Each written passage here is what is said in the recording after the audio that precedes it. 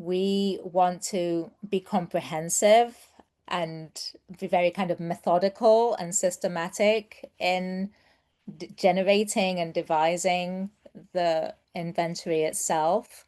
Just need to have that overview of what there is in terms of personal data across the organization. But it needs to be everyone's responsibility and everyone in the organization needs to be involved. That's across all the different teams. So you need your privacy compliance team, your information security team, the developers and product engineering teams, all the business units need to be involved really, and at all levels of the organization as well. And there needs to be that it needs to be a real live, living document. It's not something that you can just draft and it's not one and done. It's something that needs to be reviewed periodically, every few months, at very least annually, coming back to, yeah, what new types of data are we collecting? Is there any old data that the retention period might need adjusting? So it needs to be like a live document across the whole organization. So that's a kind of governance aspect of maintaining it and keeping it alive.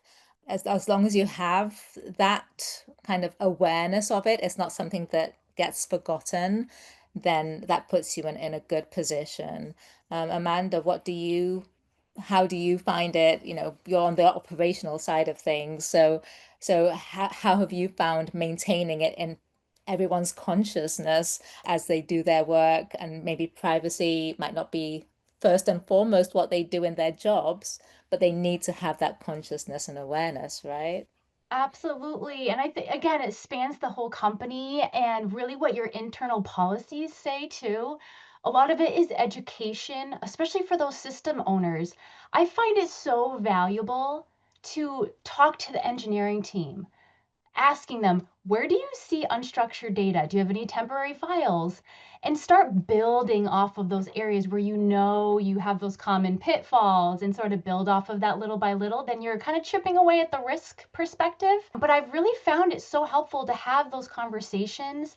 But then, of course, for the automation piece, as you were talking about, it is so important to have a third party tool using for your data inventory and automating so that it reaches out to those system owners to ask them, hey, is there anything new data coming in? And then you start to have this really well-oiled machine running with all of your processes and opening up tickets and being aware, because then it really feeds into your risk management program. It feeds into your audit program. It may even, you may have to update your internal policies because something doesn't align. But then you're just slowly chipping away at that risk. And then, another thing I want to emphasize too is that retention schedule. Make sure you have a retention rate on all of that.